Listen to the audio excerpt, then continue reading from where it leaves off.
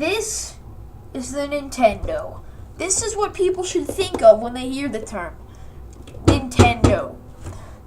This took video games to a whole different level.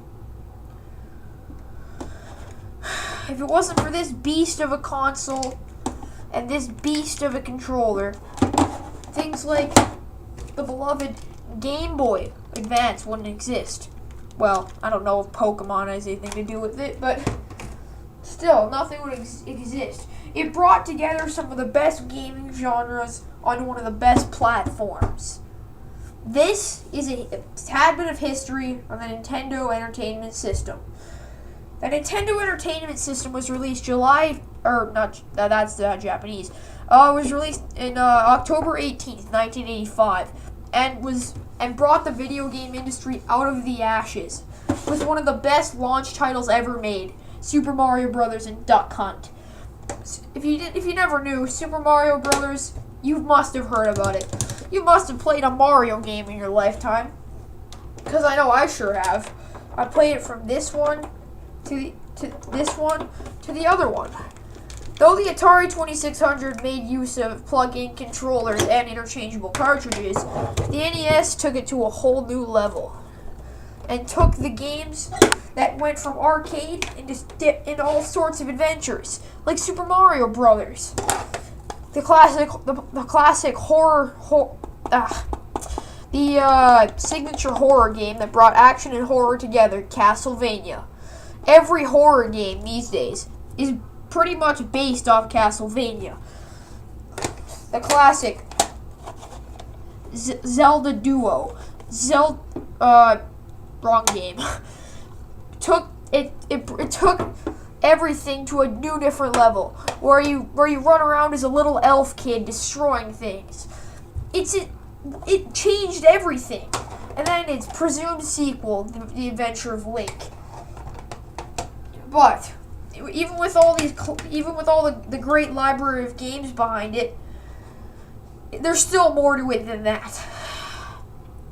So, the Nintendo had some of the best third-party support for any console I've ever seen.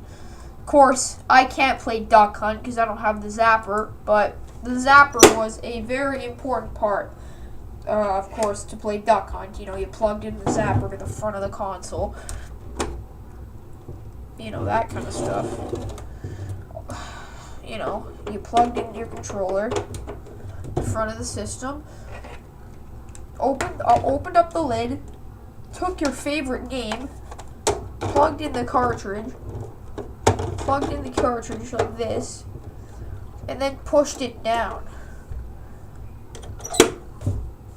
So that was how you started games up. Of course, then you push the power button and reset if there's any glitches. Of course, nowadays most NESs have malfunctions with their 72-pin connector. 72-pin connector is the cartridge connector at the right here. You see, that's 72 pins, and of course, the connector's at the very bottom of the console right here. But enough about hardware specs. The NES was probably one of the only game consoles in the world ever made to have a near monopoly. It was pretty much like Apple in the MP3 market. The NES controlled over 85% of the market library from 1985 to 1989, prior to the release of the Sega Genesis. But it was insane. And with this, came tons of accessories. Tons of extra money being reeled into Nintendo for certain accessories for games. Like the NES Advantage, the arcade joystick style of playing. The NES Max, which made you buy a turbo button, and all sorts of different things. Even the power pad for track meet games. It brought the Nintendo loads of popularity, while other consoles like the Sega Master System stayed in the dust. But still, what have I said that no one else has already said before? It's insane. Of course, with this came lots of unlicensed games by companies like Tengen and Wisdom Tree, who made, the Bible games.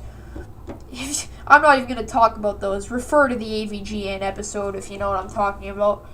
But yeah, tons of things happened. And this gave in to hardware clones. Of course, now you can actually play NES without actually having to play NES or have one of these gray boxes. Of course, because, there's hardware clones like the Retron 3 that plays Super NES, Genesis, and NES games. And of course, the FC Twin, all sorts of different games. But look at the cartridges. This has always amazed me, the fact that they're pretty much almost as big as my hand. Now look at like a 1995 Game Boy cartridge that probably plays at some of the same graphical capabilities. Not even probably like a fifth of the size. And half the thickness. It's insane how far we've come, even to using DVDs. But there are so many clones of NES hardware, and it just proves that this console lives on in our memories. Of course, there was also an NES 2 released in 1992, known as the NES 101, which is a top loader. Of course, and of course there's emulators also. There's RF switches, which you don't see that much anymore, that came with this console. RF switches basically. Let me show you something. So this is how you plug in a console these days without HDMI connection normally. Is using these two wires. I actually usually use the red, blue, and white ones for stereo audio, but of course that wasn't happening. But with the RF adapter, what the RF did is it went through the wire and plugged into the coaxial port in the back of your TV, where of course most TVs these days don't use coaxial, so what am I talking about? Best is just to get your classic, better quality from these two, the audio and video outs. But of course, there's the Japanese Famicom. I happen to have one, just not with me.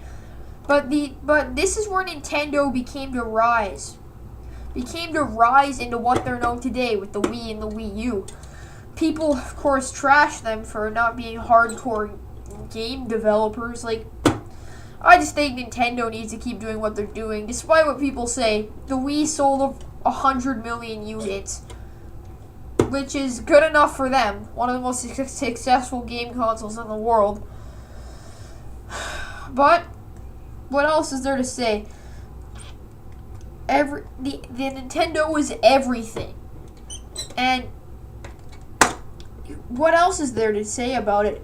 The Nintendo was incredible. This is what you think of, or you should think of, when you hear the term Nintendo. This is what you think of when you should hear the word platformer or 2D space shooters. Well, actually, Sega Saturn probably. But I'm talking about adventure games, side-scrolling adventures that got you captivated. Overworld adventures with tons of secrets. Side-scrolling action at its finest. And let's not forget our Italian plumber. Of course, I actually have the actual cartridge, but the NES was unforgettable, and there's nothing else to say about it. So just remember that your Xbox and PlayStation wouldn't exist without Nintendo. Thanks a lot.